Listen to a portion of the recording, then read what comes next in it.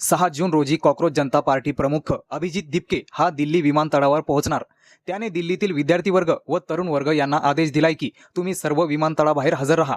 पुढे आपण हजारोच्या संख्येने एकत्र येऊन संसद मार्गावर असलेल्या पार्लियामेंट पोलीस स्टेशनला जाणार, तेथून आंदोलनाची परवानगी घेणार। परवानगी घेऊन अभिजित दिपके हा केंद्रीय शिक्षण मंत्री धर्मेंद्र प्रधान यांच्या विरोधात उपोषणाला किंवा धरणे आंदोलनाला दिल्लीच्या जंतर मंतर येथे सुरुवात करणार। धर्मेंद्र प्रधान यांच्या राजीनाम्याची मागणी करणार। नीट पेपरफुटी व शिक्षण मंत्रालयात लागलेल्या आगीत या संदर्भात अनेक महत्त्वाची कागदपत्रे जळाली। नीट, सीबीएसई, सीयूईटी आणि एसएससी जीडी सारख्या परीक्षांमधील पेपर लीक आणि कथित धांदलीच्या विरोधात आवाज उठवणार।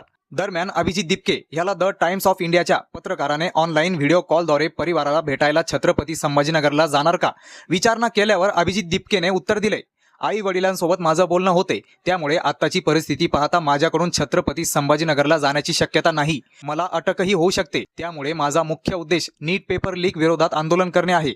माझ्या अवतीभोवती लाखो विद्यार्थी व तरुण असतील। या आंदोलनात काय होईल हे सांगता येणार नाही किंवा त्यासाठी आम्हाला परवानगी मिळेल हा सुद्धा मोठा प्रश्न आहे।